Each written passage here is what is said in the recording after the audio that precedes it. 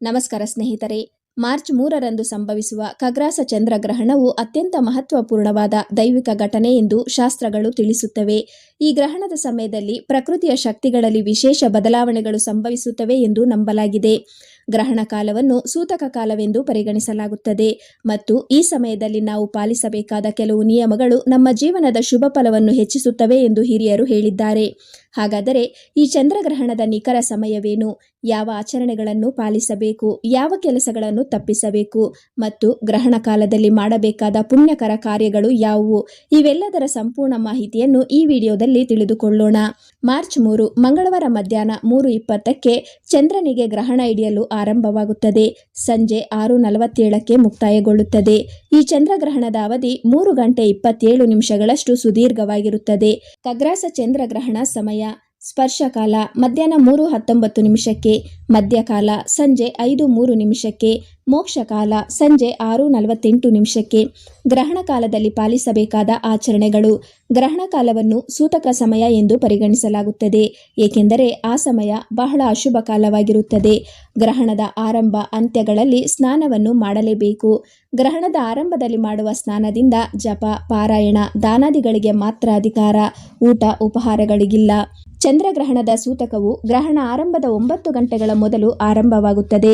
ಗ್ರಹಣ ಮೋಕ್ಷ ಕಾಲದ ನಂತರ ಮಾಡುವ ಸ್ನಾನದ ನಂತರ ಸೂತಕ ಮುಕ್ತಾಯವಾಗುತ್ತದೆ. ಗ್ರಹಣ ಕಾಲದಲ್ಲಿ ಯಾವುದೇ ದ್ರವ ಆಹಾರವಾಗಲಿ ಅಥವಾ ಘನ ಆಹಾರವಾಗಲಿ ಸ್ವೀಕರಿಸಬಾರದು. ಗ್ರಹಣ ಮೋಕ್ಷ ಕಾಲದ ನಂತರವೇ ಸ್ನಾನ, ಪೂಜೆ ಸಲ್ಲಿಸಿ ಅಡುಗೆ ಮಾಡಿ ಊಟ ಮಾಡಬೇಕು. ಗ್ರಹಣಕ್ಕಿಂತ ಮುಂಚೆ ಮಾಡಿಟ್ಟು ಅಥವಾ ಗ್ರಹಣ ಕಾಲದಲ್ಲಿ ಮಾಡಿಟ್ಟು ತಿನ್ನಬಾರದು. ದೇವಾಲಯ ಅಥವಾ ಪೂಜಾ ಸ್ಥಳಗಳಿಗೆ ಪ್ರವೇಶ ಹಾಗೂ ದೇವರ ಮೂರ್ತಿಗಳ ಸ್ಪರ್ಶವನ್ನು ಮಾಡಬಾರದು. ಗ್ರಹಣದ ಕಾಲದಲ್ಲಿ ಲೈಂಗಿಕ ಸಂಪರ್ಕ ಯಾವುದೇ ಕಾರಣಕ್ಕೂ ಮಾಡಬಾರದು ಹಾಗೂ ಅಲಂಕಾರ ಮಾಡಿಕೊಳ್ಳಬಾರದು.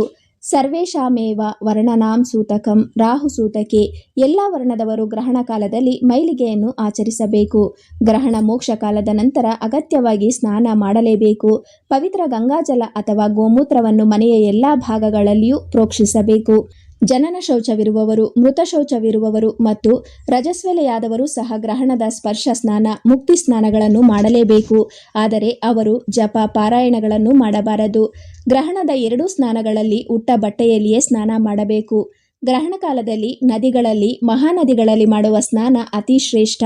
ಸಮುದ್ರ ಸ್ನಾನ ಸರ್ವೋತ್ತಮ. ಗ್ರಹಣ ಕಾಲದಲ್ಲಿ ಬಿಸಿ ನೀರಿನ ಸ್ನಾನ ಮಾಡಬಾರದು ಎಂದು ಯಮನ ಆದೇಶವಿದೆ. ತೀರಾ ಅಶಕ್ತರಾದವರು ಮಾತ್ರ ಬಿಸಿ ನೀರಿನಿಂದ ಸ್ನಾನವನ್ನು ಮಾಡಬೇಕು. ಯಾರ ಮನೆಯಲ್ಲಿ ಬಾವಿ ಮುಂತಾದವುಗಳಿಂದ ಗ್ರಹಣದ ನಂತರ ಶುದ್ಧ ನೀರನ್ನು ತೆಗೆದುಕೊಳ್ಳಲು ಸಾಧ್ಯವಿದೆಯೋ ಅಂತಹವರು ಹಾಗೆಯೇ ಮಾಡಬೇಕು. ಯಾರ ಮನೆಯಲ್ಲಿ ನೀರನ್ನು ಹಿಡಿದಿಟ್ಟುಕೊಳ್ಳುವ ಅನಿವಾರ್ಯತೆ ಇದೆ ಅಂತಹವರು ನೀರಿನ ಪಾತ್ರೆಗಳಲ್ಲಿ ಅಥವಾ ತಯಾರಿಸಿದ ಅಡಿಗೆಗಳ ಮೇಲೆ ದರ್ಬೆಯನ್ನು ಹಾಕಿಡಬೇಕು. ಗ್ರಹಣ ಆರಂಭದಿಂದ ಅಂತ್ಯದ ಕಾಲದವರೆಗೂ ದೇವರ ಸ್ಮರಣೆ, ನಮಸ್ಕಾರ, ಜಪ, ಪಾರಾಯಣಗಳನ್ನು ಮಾಡಬೇಕು. ಹೋಮ, ಶ್ರಾದ್ದ, ಪಾರಾಯಣ, ದಾನಗಳನ್ನು ಮಾಡಬೇಕು. ಆ ದಿನ ಚಿಕ್ಕ ಮಕ್ಕಳು, ಅಶಕ್ತರು, ರೋಗಿಗಳು ಲಘು ಆಹಾರವನ್ನು ಸ್ವೀಕರಿಸಬಹುದು. ಆ ನಂತರ ಅವರೂ ಸಹ ಸ್ವೀಕರಿಸಬಾರದು.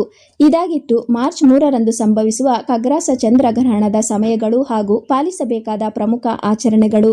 ಗ್ರಹಣ ಕಾಲದಲ್ಲಿ ದೇವರ ಸ್ಮರಣೆ, ಜಪ, ಧ್ಯಾನ ಮತ್ತು ದಾನ ಮಾಡುವುದರಿಂದ ಅನೇಕ ಪಾಪಗಳು ನಿವಾರಣೆಯಾಗುತ್ತವೆ ಎಂದು ಶಾಸ್ತ್ರಗಳಲ್ಲಿ ಹೇಳಲಾಗಿದೆ. ಈ ಮಾಹಿತಿಯನ್ನು ನಿಮ್ಮ ಕುಟುಂಬದವರಿಗೂ ಮತ್ತು ಸ್ನೇಹಿತರಿಗೂ ಹಂಚಿಕೊಳ್ಳಿ. ಅವರು ಕೂಡ ಗ್ರಹಣದ ಮಹತ್ವವನ್ನು ತಿಳಿದು ಪುಣ್ಯ ಫಲವನ್ನು ಪಡೆಯಲಿ. ಇಂತಹ ಧಾರ್ಮಿಕ ಮತ್ತು ಉಪಯುಕ್ತ ಮಾಹಿತಿಗಾಗಿ ನಮ್ಮ ಚಾನೆಲ್ ಅನ್ನು ಸಬ್ಸ್ಕ್ರೈಬ್ ಮಾಡಿ. ವಿಡಿಯೋ ಇಷ್ಟವಾದರೆ ಲೈಕ್ ಮಾಡಿ ಮತ್ತು ನಿಮ್ಮ ಅಭಿಪ್ರಾಯವನ್ನು ಕಾಮೆಂಟ್ ಮೂಲಕ ತಿಳಿಸಿ. ಧನ್ಯವಾದಗಳು.